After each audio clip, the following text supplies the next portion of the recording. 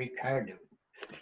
Bonjour, bonjour. Il est 10h02. On va procéder à l'ouverture de la séance ordinaire du 13 juillet 2020 par visioconférence. On va procéder à l'adoption de l'ordre du jour de la séance ordinaire. Qui propose l'adoption de l'ordre du jour? Christian. Pierrette et Christian. Pierrette plutôt. Pierrette. C'est parce que je m'excuse. Tout le monde est d'accord, j'imagine? Hein? On commence? Oui. Donc, il est 10h02. On avait annoncé à 9h30. Heureusement, c'est visioconférence. Il y a eu un problème d'Internet au niveau de certains portables, donc on a dû résoudre le problème avant de commencer la séance ordinaire. Donc, on va commencer, on est rendu à la correspondance à affaires courantes, donc au niveau de l'ouverture d'hôtel de ville. J'avais écrit dans mon mot au dernier bulletin municipal que dès que le ministère autoriserait la tenue des séances publiques, on le ferait. Sauf que ça s'est fait, on l'a su en milieu de semaine passée. On va avoir une organisation spécifique à faire, on a eu des discussions à faire. Donc, lundi prochain, l'hôtel de ville va ouvrir. Évidemment, il va falloir que les gens aient un masque. On aimerait en distribuer. On va voir si on en aura suffisamment là, pour aussi l'achat va être fait. En tout cas, on les recevra. La réception sera assez rapide. Donc, les gens qui pourront entrer à l'hôtel de ville sans rendez-vous pour venir payer le taxe ou demander de l'information devront avoir un masque. Par contre, le réseau Biblio demande à ce qu'on continue à procéder sur rendez-vous pour la bibliothèque. Et le Conseil a décidé qu'au niveau de l'urbanisme, ce serait aussi sur rendez-vous. Il y a un retard assez important sur les dossiers, les appels, les informations qui ont été reçues depuis la fin, qu'on a pu recommencer les activités. Et on ne voudrait pas que les gens qui ont déjà placé, qui ont déjà téléphoné ou fait une demande de permis passent après ceux qui viendraient sans rendez-vous rencontrer les urbanistes. Donc, par sens d'équité et de justice, on se dit, on va procéder sur rendez-vous encore maintenant, le temps que ça puisse se désengager. On sait que, bon, il y a des retards au niveau de l'urbanisme. Notre directeur, notre chef, Timothée, est venu nous présenter l'image de ce que c'est actuellement les retards et c'est assez important là, pour dire, ben, on demande à notre population d'être patient. On avait engagé cet été une stagiaire qui nous aurait permis de dégager et d'accélérer tout ça. Sauf qu'en raison de la pandémie, il y a eu beaucoup de demandes de permis, beaucoup de demandes d'informations. Et il y a aussi le fait qu'il y a des dossiers majeurs à traiter qui demandent des urbanismes à plein temps sur au moins 2 dossiers majeurs dans 2 secteurs différents de la municipalité. Et en plus, il y a eu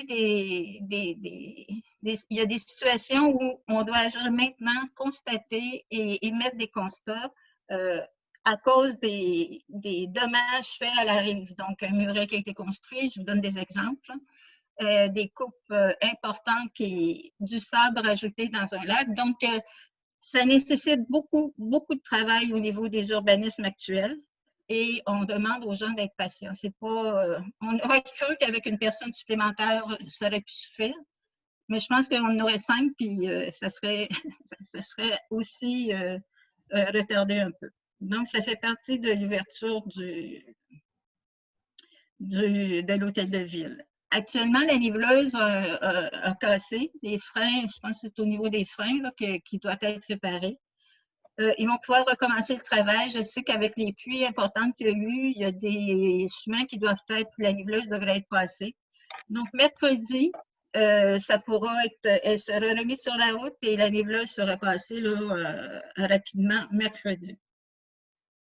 Après ça, au niveau de l'aqueduc, je vais laisser Caroline expliquer un peu ce qu'il y en est parce qu'il y a eu d'autres développements en fin de semaine. Vas-y donc, Caroline. Donc, au niveau de l'aqueduc, on a déjà eu un problème de capacité. Donc, il y a eu une trop grande consommation. Ce qu'il faut savoir, c'est que notre réseau d'aqueduc est quand même, n'a pas une très grande capacité. Alors, on a eu ce problème-là. Donc, il y a eu une trop grande utilisation. Suite à ça, aussi, on a changé une pompe et récemment, la semaine passée, il a fallu changer un des filtres. Donc, c'est toutes des choses qui sont arrivées. Actuellement, au moment où on se parle, avec une firme, on est en train d'évaluer la capacité de notre réseau et donc de nos puits, parce que c'est une problématique, là, le moindrement qu'il y a un usage qui est un peu plus élevé, qui est fait par les usagers, que ce soit pour un arrosage ou une consommation un peu plus grande que normale, ben à ce moment-là, les puits se vident et ça occasionne toutes sortes de problématiques. Actuellement, on est vraiment en train d'analyser cette capacité-là. OK, merci. Donc, mais l'eau est consommable actuellement, il n'y a pas de problème. Oui, c'est sûr qu'on analyse chaque jour, même plusieurs fois par jour. Des fois, il y a une question de turbidité. Donc, des fois, l'eau peut sembler un peu brouillée, mais les citoyens, là, soyez assurés qu'on fait des tests constamment pour s'assurer que l'eau est potable. Donc, si le moindrement, l'eau n'est pas potable, on a un avis qui est envoyé rapidement. Merci. Donc, comme on l'a mentionné dans le bulletin et que vous avez sûrement vu paraître l'offre pour un emploi comme chargé de projet de la politique MADA. Donc, on va procéder éventuellement, le comité ressources humaines va passer des entrevues. La politique, c'est pour le renouvellement de la politique qui avait été faite, qui s'est terminée. On attendait d'avoir une subvention du ministère pour pouvoir recommencer une nouvelle politique avec un nouveau plan d'action plutôt, de mettre à jour notre politique. Et nous avons obtenu une subvention de 10 500 $ qui correspond au salaire qui sera donné à la personne qui sera embauchée comme chargée de projet. Cette subvention-là est accompagnée d'une recommandation, même d'une exigence qui dit qu'il faut avoir une personne externe. Donc, une employée, je ne parlerai pas d'employé, mais plutôt d'un contractuel, d'une personne qui aura un contrat externe qui viendra alimenter, écrire, rédiger, préparer les rencontres, animer les rencontres. Donc, ce montant-là est totalement dédié. La municipalité, elle, ce qu'elle aura à dépenser, c'est des frais de poste là, pour la correspondance lorsque ce sera nécessaire au niveau des sondages qui pourront être faits. Là, on va évaluer au fur et à mesure. Donc, on en est là. Vous allez sûrement avoir des nouvelles de cette personne-là qui sera engagée là, dans les prochaines semaines. Concernant Internet haute vitesse, oui, on est assez insécure. J'en ai eu beaucoup de demandes d'informations. Compte tenu que Communautel va cesser ses activités, nous a avisé qu'il cesserait ses activités au 1er octobre. Donc, on savait que c'était à l'automne. On a commencé les démarches avec les différents partenaires. Donc, la MRC, CETAL, Communautel également, qu'on essaie de mettre partie prenante, pour s'assurer qu'il n'y aura pas de bris de service auprès des citoyens qui ont le service de Communautel actuellement. Et si je me fie aux dernières informations qui nous sont arrivées, c'est que Lac-Macasa, le chemin de l'aéroport, le rang double, celui qui passe devant la municipalité, là, vont être branchés. Les pionniers, chemin des pionniers vont être branchés sous peu. C'est une question de temps. Donc, vous allez être avisé que vous pouvez vous brancher.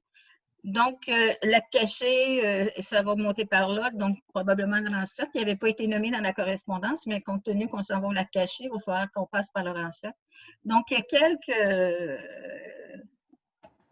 chemins des chutes, on ne sait pas trop encore. Là. Et évidemment, le lac Chaud, le secteur du lac Chaud n'est pas nommé, donc on savait qu'il passerait vers la fin. C'est avec eux, avec ces partenaires-là, qu'on essaie de voir comment on peut continuer ou de quelle façon ça pourrait arriver, de ne pas briser le service que les gens ont actuellement avec Communautel.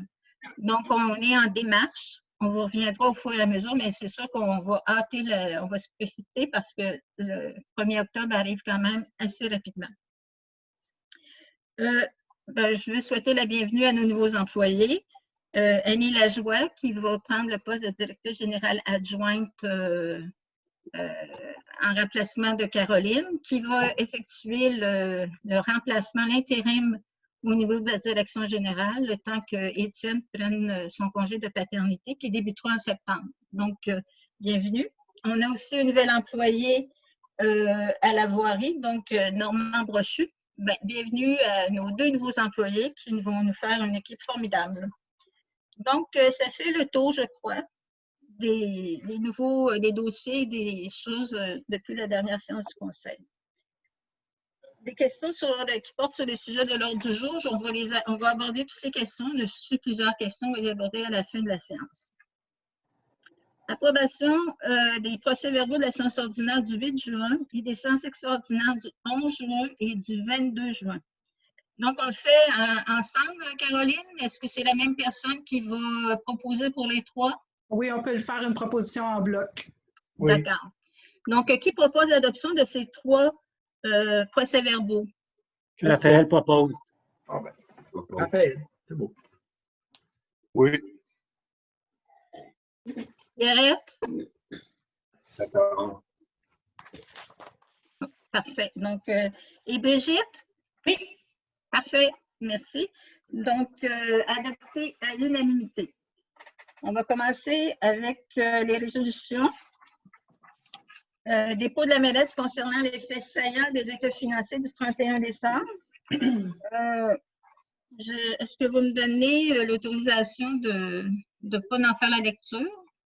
Ben oui, compte tenu qu'il a déjà été présenté aux citoyens dans le bulletin municipal puis qui est déjà sur le site Internet de la municipalité. Dispense de lecture, s'il vous plaît. Christian va le proposer. Est-ce que tout le monde est d'accord? Oui, Raphaël, OK. Parfait. Merci. Donc, prochaine résolution, approbation de la dépense en lien avec l'achat d'ordinateurs. Considérant que l'ordinateur du bureau de poste de la réception est âgé de plus de 10 ans, qu'il a continuellement des ratés, qu'il ralentit de manière significative les opérations à l'accueil, et ce depuis plusieurs semaines. Considérant que les problèmes causés par ces dysfonctionnements à répétition occasionnent du retard dans le travail demandé à l'employé travaillant à ce poste et a un impact sur le service offert aux citoyens. Considérant que l'achat d'ordinateurs reconditionnés a été recommandé par 2 techniciens informatiques qui tenaient compte des besoins de la municipalité. Considérant que la municipalité a procédé à l'évaluation des besoins informatiques pour le poste de travail de la réception. Considérant que la municipalité doit se doter d'un ordinateur portable pour, entre autres, permettre aux nouveaux employés d'être opérationnels. Considérant que la municipalité a reçu une offre d'un fournisseur local pour un ordinateur au montant de 851,93 $, et un ordinateur portable au montant de 1994,99 $, les 2 incluant les logiciels. Il est proposé par Brigitte. Oui. Oui. Oui. Oui. Pierrette.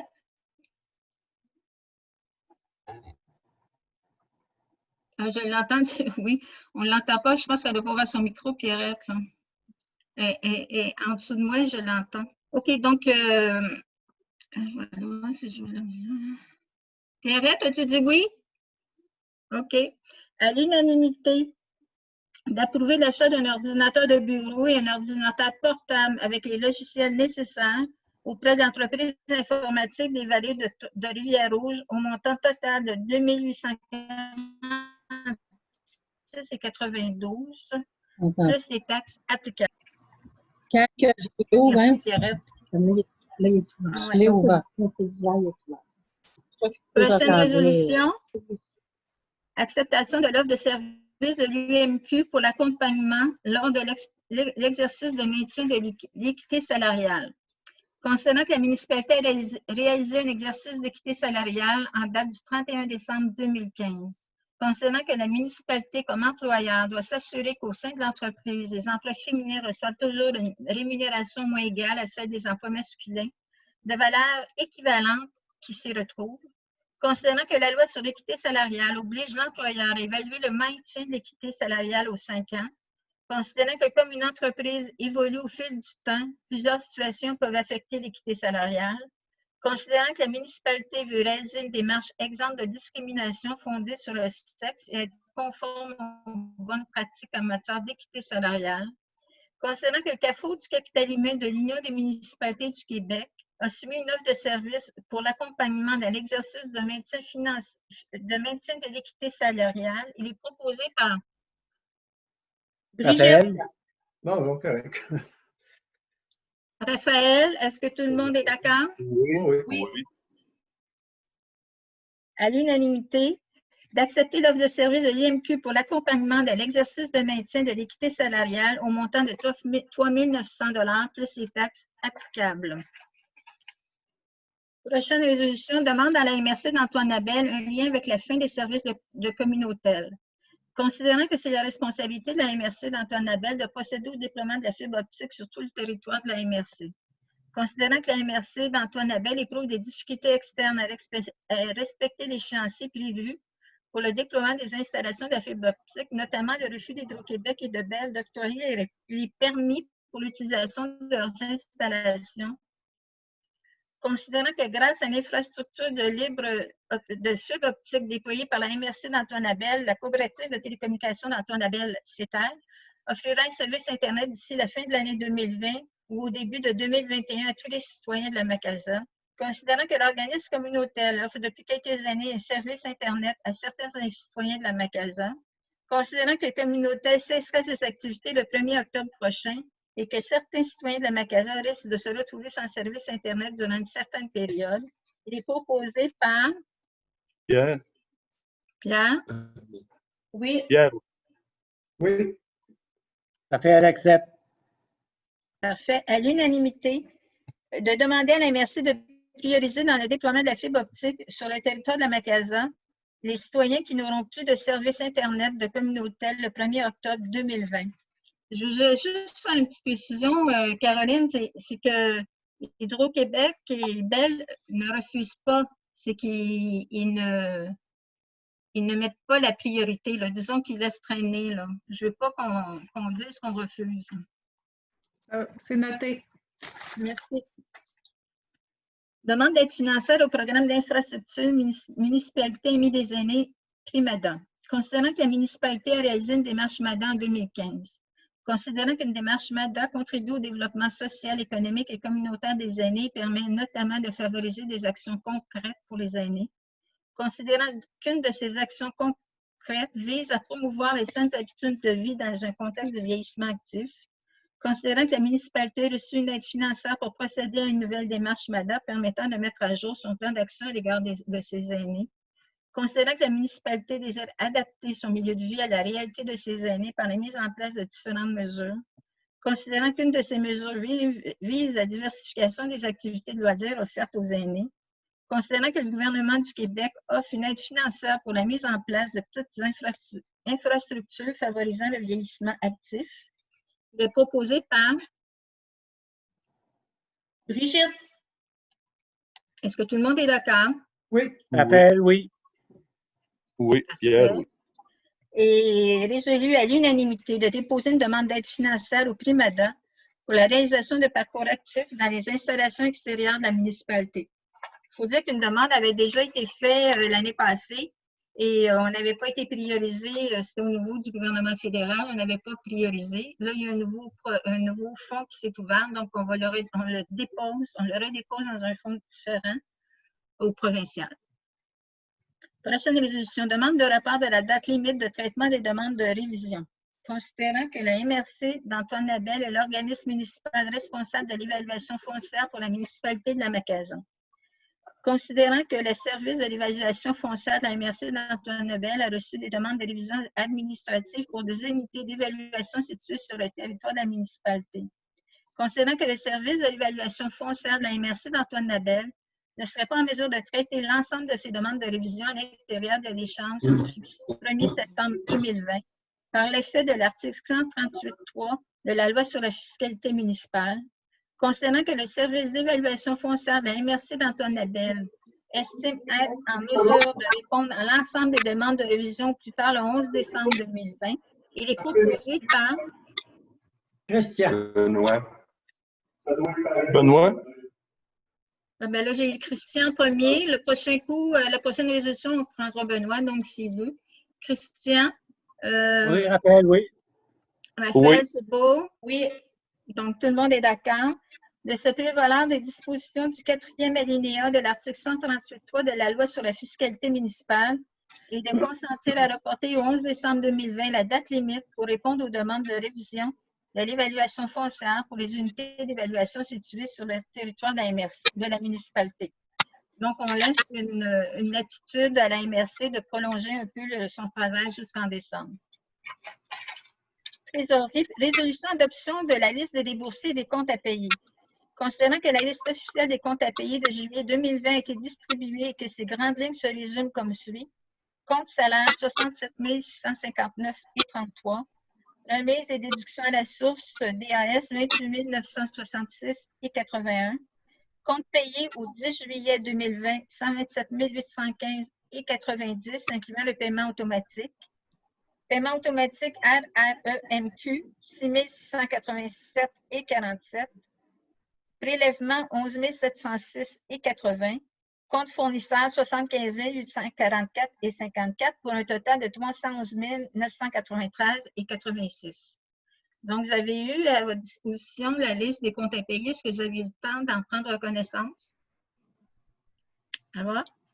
Est-ce qu'il y a des questions au niveau des comptes à payer? Ça va? Donc, il est proposé par Benoît. Est-ce que tu es d'accord? Oui, Benoît. Oui. Oui. Pierre fait signe que Raphaël, oui. oui. Donc, à l'unanimité, d'approuver la liste des déboursés des comptes à payer du mois de juillet 2020. Prochaine résolution, annulation du contrat de François Migeot pour une remorque à bascule. Considérant que la municipalité avait reçu 3 soumissions pour une remorque à bascule. Considérant que la municipalité avait accepté la soumission de François Migeot au coût de 4 400 plus les taxes applicables pour par la résolution 2020-04-72, considérant que M. François Migeot n'a pas remis la remorque à bascule dans les délais prescrits par la résolution 2020-04-72, soit 3 semaines après le déconfinement décrété par le gouvernement du Québec, il est proposé par Pierre. Raphaël. Par Pierre. Pierre. Oui. Oui. Oui. Tout le monde est d'accord? Oui. Oui. TRF fait signe que oui. Et résolu à l'unanimité d'annuler le contrat pour l'achat d'une remorque à bascule à M. François Migeot. Prochaine résolution, octroi d'un contrat pour l'achat d'une remorque à bascule. Considérant que les services de la voirie et de l'horticulture nécessitent fréquemment de transporter différents matériaux en vrac, considérant que la municipalité veut se doter d'une remorque à bascule permettant entre autres à un employé d'être plus autonome lors du transport de matériaux en vrac, considérant que la municipalité avait planifié dans son programme triennal d'immobilisation 2020-2022 l'achat d'une remorque à bascule, considérant que la municipalité a reçu 2 soumissions pour une remorque à bascule, elle est proposée par Raphaël. Oui. Par Raphaël. Oui. Oui. Et à l'unanimité, d'accepter la soumission d'entreprise de remorque Saint-Jean Inc. au coût de 3 695 plus les taxes applicables pour l'achat d'une remorque à bascule. Prochaine résolution, approbation de la dépense en lien avec la formation de l'équipe de voirie en santé et sécurité sur les chantiers. Considérant que la municipalité veut s'assurer que les employés de la voirie soient formés, entre autres, sur la sécurité des chantiers routiers. Considérant que le Centre de formation professionnelle L'Horizon offre une formation sur la santé et sécurité générale sur les chantiers routiers au coût de 300 $ par personne, il est proposé par Pierre. Pierre. Oui. Raphaël, oui. Christian, t'avais-tu dit oui? Oui. Oui. OK. Proposé par Raphaël et résolu à l'unanimité d'approuver la dépense effectuée auprès de CFP L'Horizon pour la formation de l'équipe de voirie au montant de 1 200 $ plus les taxes applicables. Prochaine résolution, octroi du contrat pour des fermes de toit pour un abri permanent de sel de déglaçage. Considérant que la municipalité souhaite aménager un abri pour l'entreposage des selles de voirie afin d'éviter que ceux-ci ne soient exposés aux intempéries et ne se dispersent dans l'environnement. Considérant que la municipalité a octroyé le contrat pour la dalle et la fondation d'un abri pour le sel de déglaçage par la résolution numéro 2020-06-109. Considérant que la dépense pour un abri de serre de déglaçage a été prévue au programme triennal d'immobilisation 2020-2022 de la municipalité et qu'il est prévu de la financer à partir du fonds de roulement, il est proposé Pierre,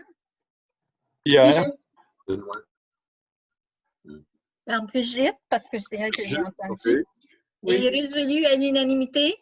Oui. Oui. Parfait.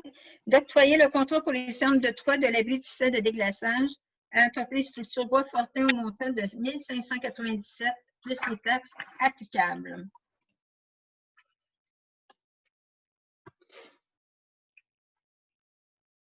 Donc, au niveau des dérogations mineures, c'est reporté parce que la rencontre n'a pas eu lieu encore. Caroline? Oui, ça va. C'est-à-dire que le projet peut être déposé et présenté, mais le comité consultatif d'urbanisme va en prendre connaissance, pourra faire des recommandations au conseil et le conseil pourra décider de l'adoption ultérieurement du projet de règlement.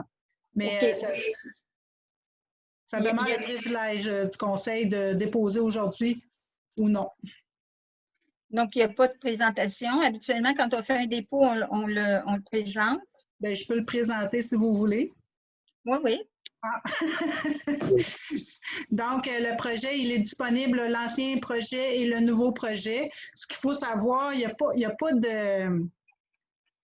pas d'élément majeur là, qui vient modifier les dérogations mineures, mais c'est plus une question là, de précision, de clarification du règlement. Fait que donc, les gens peuvent en prendre connaissance. Il est sur le site Internet là, de la municipalité. On a l'ancienne version et la version qui est proposée. Fait que c'est plus une recommandation là, du service de l'urbanisme et du comité consultatif d'urbanisme qui travaille principalement avec ce règlement-là. Donc, c'est une question de clarification et de précision, là. OK. Donc, on invite les citoyens à aller en prendre connaissance. Ils pourraient toujours, à partir de lundi prochain, d'en faire la demande et sur rendez-vous, de venir le chercher ou de venir, pourraient en faire quelques copies à l'avance. Les gens pourraient venir avec un masque, entrer pour en prendre une copie. Ça pourrait être fait. Oui. Il n'y a pas de temps où on est obligé de l'adopter. Donc, ça pourrait aller, mettons, en septembre, le temps que les gens puissent en avoir connaissance juillet, août. Et en septembre, on pourrait procéder à l'adoption avec les modifications qui auront été discutées au prochain caucus. C'est ça? Oui. OK. Donc, on y va comme ça. On est rendu au tour de table des membres du conseil. Donc, le point précédent, on n'a pas de résolution comme c'est un dépôt. Donc, tour de table, est-ce que parmi les conseillers, vous avez des choses, des points à apporter? Non, ben, Christian, par rapport au chemin du côté est au lac Chaud, non, excusez, ouest, c'est sur l'autre côté. Ouest, c'est ça. Est-ce que vous avez eu des nouvelles? Est-ce qu'ils ont commencé certains travaux? Ou, Tu prends la place des citoyens pour poser les questions. Caroline, Donc, peut-être? je vais répondre à la question parce qu'on a eu un citoyen qui nous a posé cette question-là dans la période de questions des citoyens. Ah, bon, OK. OK, donc, je sais que c'est une préoccupation des gens. Non, évidemment, il y a des travaux qui se sont faits au niveau du côté ouest. Je vais répondre un peu à ta question.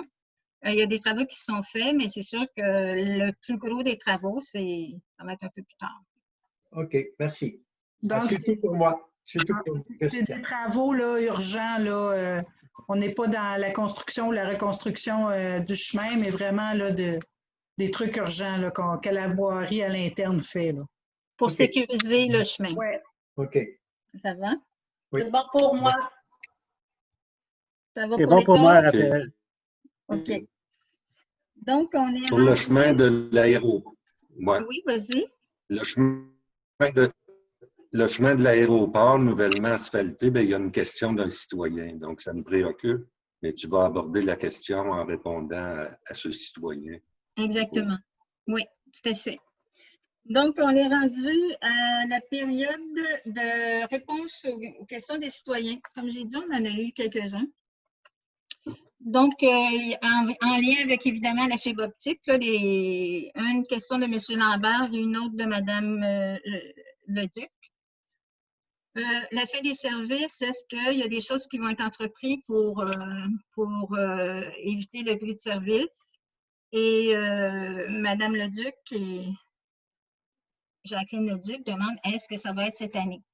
Heureusement, pour Mme Leduc, je pense que ça va se faire sous peu, là, compte tenu du lieu de sa résidence, là, à l'intersection du chemin de l'aéroport et du rando. Donc, oui, Mme Leduc, vous pourriez vous pencher sous peu. Au niveau du lac Chaux, mais la problématique est vraiment d'avoir les autorisations d'Hydro-Québec et de Bell pour pouvoir passer la fibre optique. Actuellement, il n'y a personne qui peut passer sans les autorisations. Ce qui a été demandé par l'UMQ, la FQM et les différents paliers, là, de dire au gouvernement de passer quelque chose pour dire, écoutez, on va les passer les fils de toute façon, là, parce qu'ils ne peuvent pas nécessairement nous dire non. Ce qu'on veut, c'est qu'on puisse les passer, puis qu'après, ils nous donneront les autorisations s'il manque de temps pour le faire rapidement. Et c'est le même à travers le Québec. Donc, les discussions sont en cours. C'est sûr que ça retarde beaucoup. Oui, c'est vrai, la pandémie a retardé le déploiement. Sauf qu'actuellement, la problématique pour le lac Chaux, pour les autres, ça avance quand même bien, compte tenu des 3 mois où il n'y a pas eu de travaux qui ont été faits. Mais c'est le lac Chaux qu'il faut travailler. Comme j'ai dit au début, bien, on est en lien avec les partenaires pour essayer de faire avancer ou d'éviter qu'il y ait un bris avec communautaire. Mais ça, c'est des discussions à venir. Mais soyez assurés qu'on veut tous, avec la pandémie, on se rend compte que le télétravail, que le fait qu'on soit confiné nécessitait d'avoir l'Internet, un Internet de qualité. Et je pense que les pressions sont de plus en plus fortes à tous les niveaux de paliers de gouvernement fédéral, provincial, pour faire bouger les choses. On a eu une question de M. Philippe Leporé. Dans le bulletin de la municipalité du mois de juillet août, à la page 4, M. Bougou mentionne qu'une subvention, une demande de subvention au TQ a été complétée pour refaire le chemin du côté ouest du lac Chaux. Cette demande est-elle pour un chemin de pierre ou d'asphalte? La demande on a eu un montant de subvention, mais on est en train de finaliser tout ça pour savoir quel type de construction on va faire. Est-ce que ça va être en gravier? Est-ce que ça va être en asphalte? Nous, ce qui nous avait été priorisé par l'ingénieur et différents intervenants, c'est de le mettre en gravier pour les premières années, pour être sûr que le terrain va être solide, qu'il n'y aura pas autre chose qui va sortir, que ça va être bien fait et solide pour si on est prêt par la suite à asphalter, mais on aura des assises solides.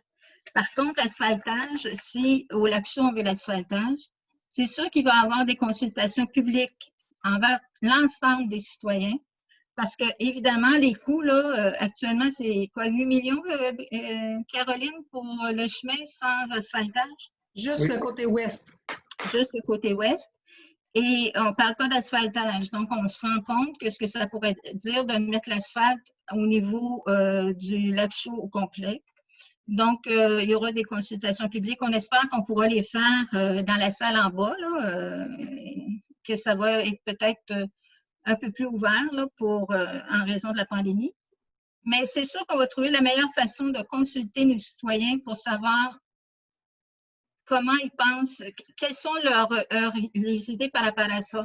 Et ce ne sera pas juste les citoyens du lac Chaux, parce que c'est sûr que la taxe et les coûts de ça vont possiblement faire exploser les taxes ou quelque chose du genre. On est en train de valider les coûts, de valider les types pour pouvoir donner la meilleure information financière qui va venir. Et par la suite, on prendra les décisions par rapport aux décisions qui vont être prises. Donc, on attend, vous avez des idées, vous avez votre idée déjà faite, vous pouvez déjà nous la faire parvenir, mais soyez assurés qu'il y aura une consultation publique pour définir ce qui en sera dans la construction du chemin du lac Chaux. Monsieur Régent Boisjoli, pourquoi la MRC a opté pour les bacs bruns si gros? Plus compliqué pour les déplacements, prennent beaucoup de place. On peut attendre plus d'une semaine quand les ours le virent à l'envers. À Montréal, nos bacs sont plus petits et suffisent amplement pour une famille de 4. Merci. Donc, premièrement, ce n'est pas la MRC qui a décidé ça. C'est l'ensemble des municipalités qui font partie de la RIDR, la Régie intermunicipale des déchets, là où on fait l'enfouissement. Donc, ça a été une décision qui a été prise par le conseil d'administration sous les recommandations de RIDR. Donc, comme c'était un achat regroupé, on s'est joint à l'achat regroupé et ça a été des gros bacs qui a été pratiquement unanime là, de prendre un gros bac. Quand on parle des ours qui font tomber, et on parlait de locker, d'une barrure, merci. D'une barrure, ben, c'est aussi sous la recommandation de la direction de la RIDR qu'on n'a pas acheté les bacs avec une barrure parce que, par expérience qu'ils nous ont relaté, l'ours, il la jette à terre, il est capable de l'ouvrir. Autant les ratons laveurs sont capables d'ouvrir la barrure. Donc, c'est pour ça que l'achat de bacs bruns sans barrure a été fait. C'était sous la recommandation de RIDR et c'était une décision qui a été prise par le conseil d'administration de RIDR, donc les maires des municipalités environnantes. Autre question, M. Philippe Leporé, dans le bulletin, ça, je l'ai fait, c'est un doublon. Autre question, Philippe Leporé. On me parle à la séance du Conseil du 9 décembre 2019, le Conseil a nommé M. Bougou à titre de DG et Mme Dupuis à titre de DGA. Et le poste de chargé de projet a été aboli, le tout effectif le 1er janvier 2020.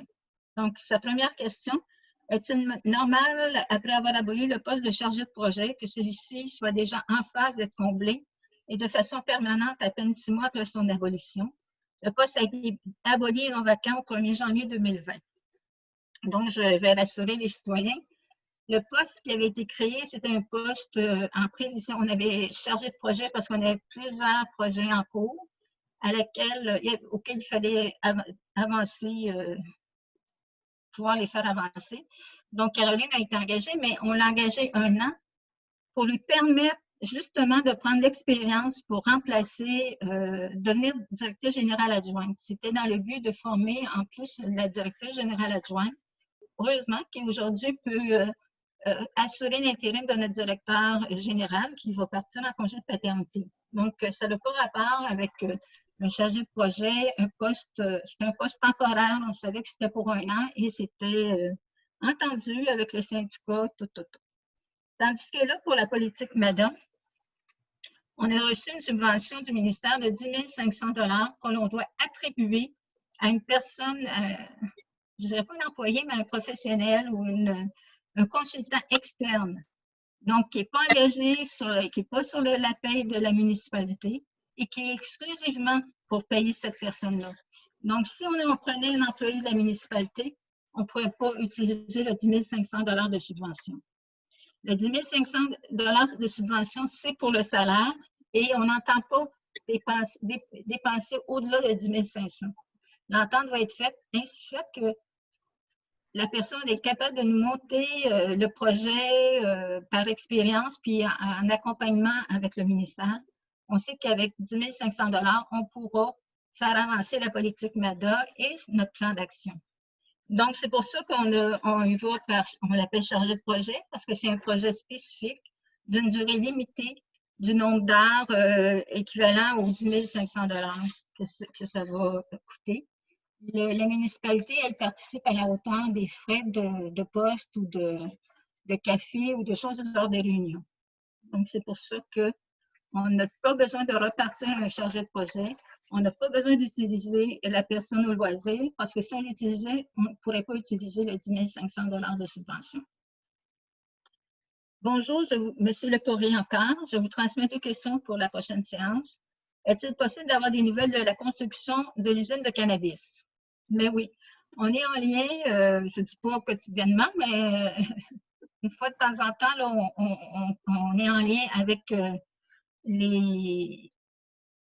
les gens qui veulent démarrer, les promoteurs qui veulent démarrer l'usine. Actuellement, là, si on y va avec la conjoncture économique, comme il dit, ce n'est pas nécessairement le temps de démarrer une entreprise. Donc, ils sont en attente, en veilleuse. Autant au niveau des argents qu'ils auraient investis, autant au niveau des employés qu'ils auraient engagés et qui sont peut-être pas au rendez-vous. Donc, c'est des risques supplémentaires à prendre pour des entrepreneurs qui veulent démarrer. Et si on se fie récemment, si on lit les journaux, on sait que les entreprises qui sont déjà dans le domaine du cannabis, il y en a plusieurs qui ferment les portes. Donc, c'est sûr qu'eux vont limiter les risques. Et dès qu'ils vont être en mesure de le faire, ils nous disent qu'ils veulent continuer leur projet. L'échéancier, la date limite pour dire que ça devait être en mars-avril, évidemment, on a reporté. Et si on va plus loin ensemble, il faudra refaire une nouvelle entente. Donc, on en est là avec l'usine de cannabis. L'asphaltage du chemin de l'aéroport, c'est la deuxième question. L'asphaltage du chemin de l'aéroport semble terminé. Comment se fait-il que le chemin n'ait pas de niveau lorsque nous circulons en voiture? Les bosses, affaissements à certains endroits. La firme qui devait surveiller les travaux a-t-elle transmis son rapport et des correctifs ont-ils été adressés à la compagnie d'asphaltage pour remédier à la situation? On se doit d'avoir un travail bien fait car avoir une subvention pour la route a dû demander beaucoup de travail de votre part. Donc, oui, effectivement, on n'est pas satisfait du travail maintenant. Donc, les pourparlers avec l'entreprise, il n'y a rien de finalisé.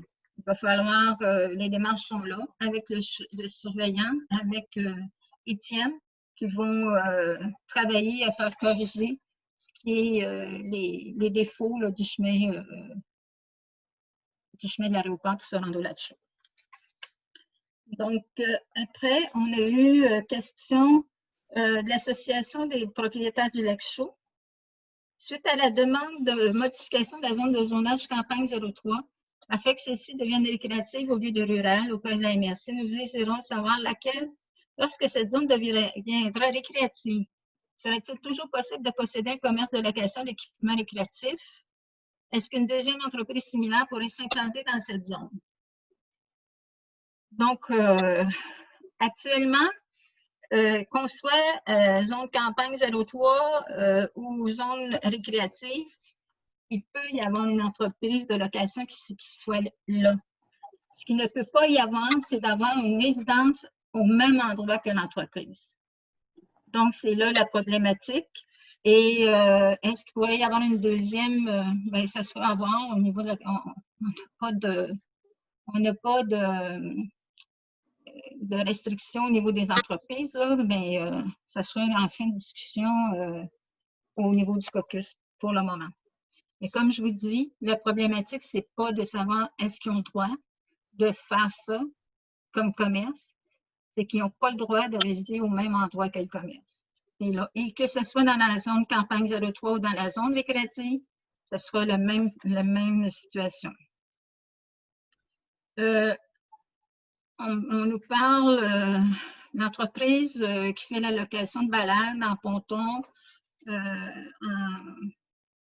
et qui utilise un quai privé. Est-ce que c'est normal? Non, c'est pas normal. On ne peut pas utiliser un quai privé comme marina ou comme entreprise commerciale. La municipalité travaille ardemment depuis le début du printemps, depuis le début de la saison nautique, de faire respecter ces règlements. On y met beaucoup de temps là, pour s'assurer qu'on y va.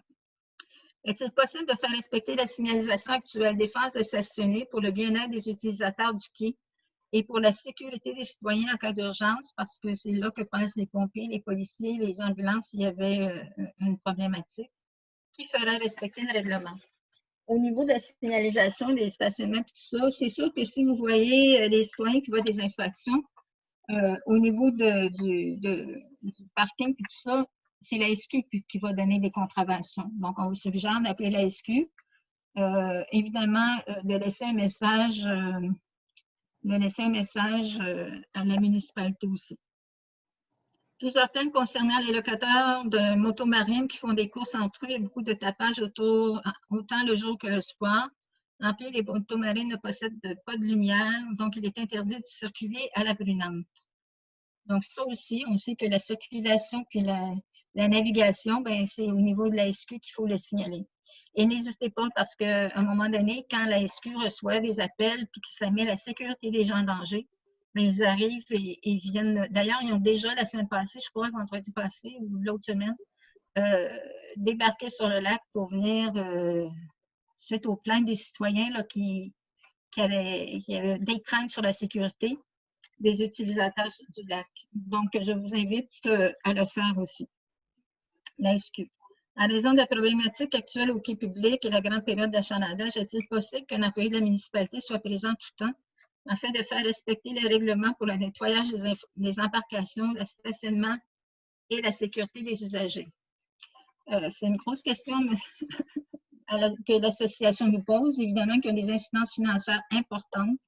Donc, je vais amener la question au prochain caucus des élus et on vous reviendra avec une réponse au mois d'août. Lors des journées très occupées pour la location d'embarquement, l'entreprise privée qui s'en occupe remplit les réservoirs d'essence sans les sortir du lac. Ce serait important qu'on y va au plus vite. Donc, c'est un commentaire que nous allons prendre en charge et que nous allons travailler pour faire respecter la réglementation et sécuriser la santé de notre lac Chou et de tous les lacs là, quand ça arrive. Donc, ça m'a fait aux questions. J'espère que j'ai répondu. Je pense que j'ai essayé d'être le plus clair possible. S'il y a quelque chose qui ne convient pas, laissez-le-moi savoir. Nous allons quand même envoyer une réponse écrite aux gens qui ont pris la peine de nous envoyer des questions pour la séance. Donc, ceci met fin à la séance, c'est 10h49. Qui propose? Oui? Excuse-moi, avant de terminer, est-ce que c'est possible de donner le numéro de la SQ aux citoyens au lieu du 911, le numéro qu'on avait parlé? Je ne sais pas par cœur. L'as-tu, Caroline? Je ne l'ai pas par cœur non plus, mais ça faisait partie des choses là, que je voulais vérifier aujourd'hui. On va le rendre disponible là, aux citoyens qui nous interpellent, puis on va le rendre disponible effectivement. Parfait, merci.